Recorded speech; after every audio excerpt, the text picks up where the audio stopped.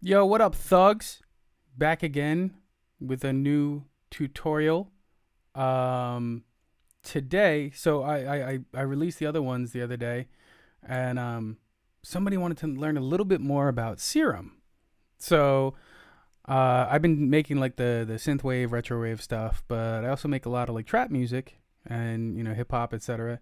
So I thought we'd go with a classic. I'm gonna show you how to make an 808 bass in Serum real quick and what goes into that. Um, so we look here at Serum, right? This is X for Records, the big homie Steve Duda coming through with this super dank synth plugin right here. There's a lot going on here, but we're gonna use a lot of it, right? What we're looking at right now is the initial preset, right? This is, it sounds like a saw wave, right? It's kind of gross. You wouldn't use that for anything.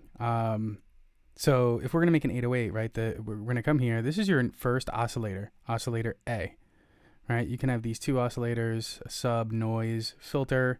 You can have envelopes and LFOs, which you can go and drag and assign. And we can do all that. But for right now, let's worry about our initial oscillator. And so we'll come here and we'll go to basic shapes. And the first one, when you know it, is a sine wave, which is your basis for an 808 bass. So I can come here and say, right, getting close. So first of all, we kind of want to drop this down an octave right off the bat. All right. So now that we have that, all right, that's pretty clean. And you could probably even use that in a song. You just be like, and that's cool, but that's not really what everybody's doing. So, there's a billion different ways you can make an 808.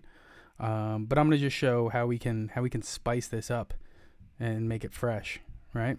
So, first of all, we have our envelope right here, and this is the shape of what happens when you press your key. And in here we have attack, hold, decay, sustain, and release, right? So we probably want to bump this hold up a little bit so it'll hold. Peel down the decay. We can leave sustain as is. And then jack up the release a little bit so it looks like a quarter pipe.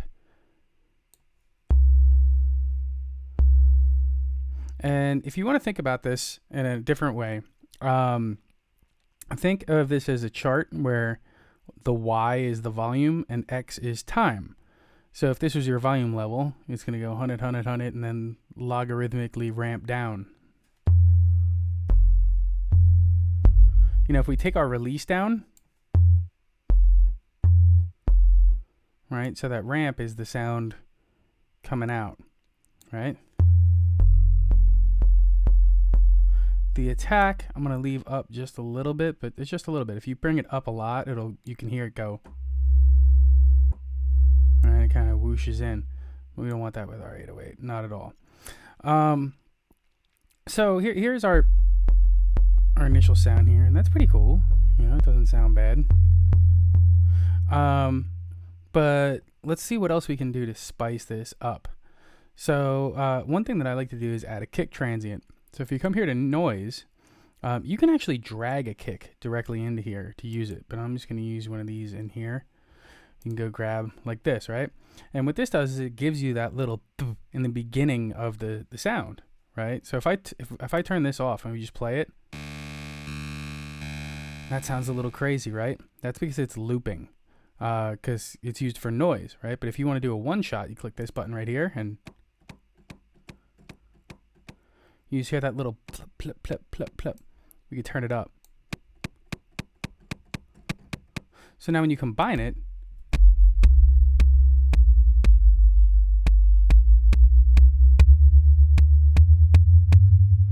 one thing to note right here, right now, is that this is polyphonic right now, meaning if I press multiple of these, I could play a chord with it in theory, and I don't like to do that.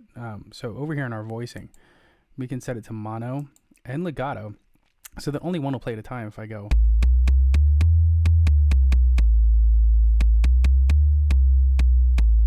Right?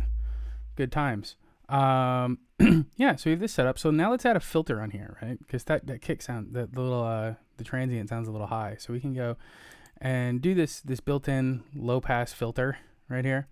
I can turn the cutoff up a little bit, and then, right, maybe pump the res up a little. So here are two cool things, your drive and your fatness, right? So I can bring the drive up. And then the fatness, which gives it a little bit of width.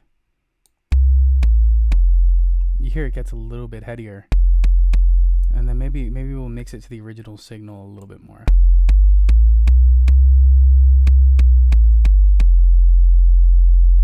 It's good. We like to have fun. So now, there's another thing that I like to do with these kicks to give them like this, like, more like big drummy sound. It's like a pew, right?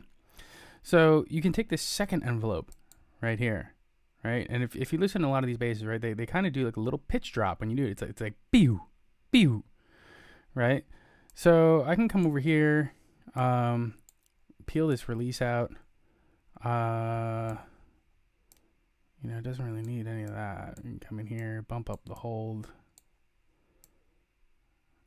and then bring that down. And what this will do is give us a little pew, right? But it doesn't just do that. We need to bring it up here, and we drag it up to our semi, right, which is our semi pitch here. And then we're going to drag this down to do the amount. And so do you hear how it goes pew, pew? If I bypass it, it sounds very weak, very corny. But if I bring it in here, suddenly it's flavorful. And with something like that, it's kind of cool. So you have the portamento here. So if we wanted to do a little bending, right, I like to put that up to like 100 milliseconds or so. Let's do like 80, right? And you could be like,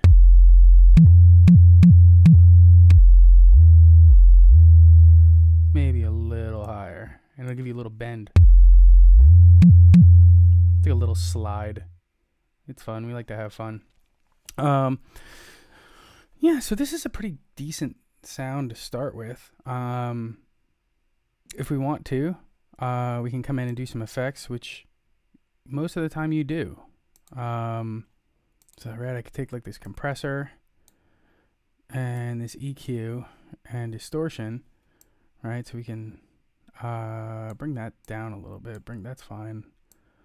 Bring the attack down. Bring the gain up. Now this bitch is hitting. This bitch is fucking hitting. Are you kidding me? We get our EQ in here. Right? Then we can just come over here and maybe do like a little boost right there. And if we wanted to, we could do one of these, like a soft clip distortion on this.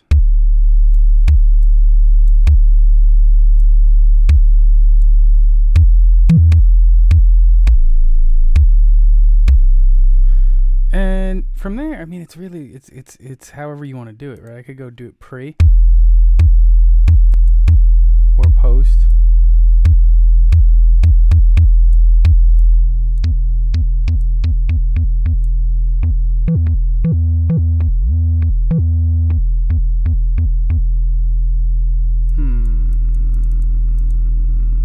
Bring that down a little bit.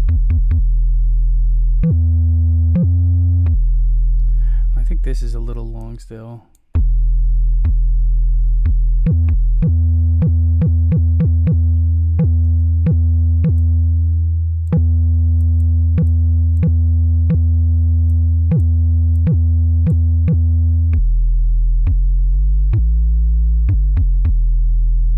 And then that's a pretty fucking hard 808 right there.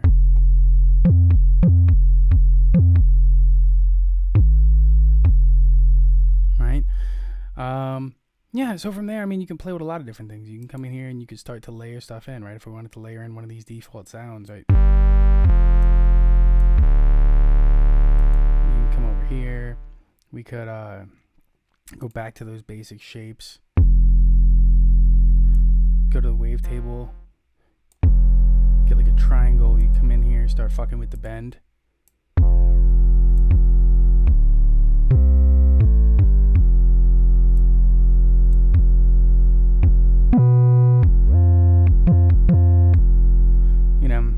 It depends on what you're doing. You know, sometimes you want like just like a harder, clean one. Sometimes you want one of those filthy, disgusting ones, like, you know, like a little pump song or something like that. But yeah, now we have a bass, and we can make music with it.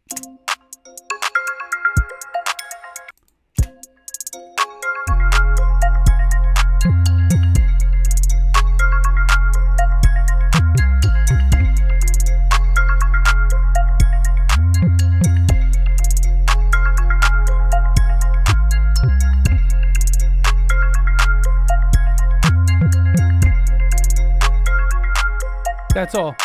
See you guys next time.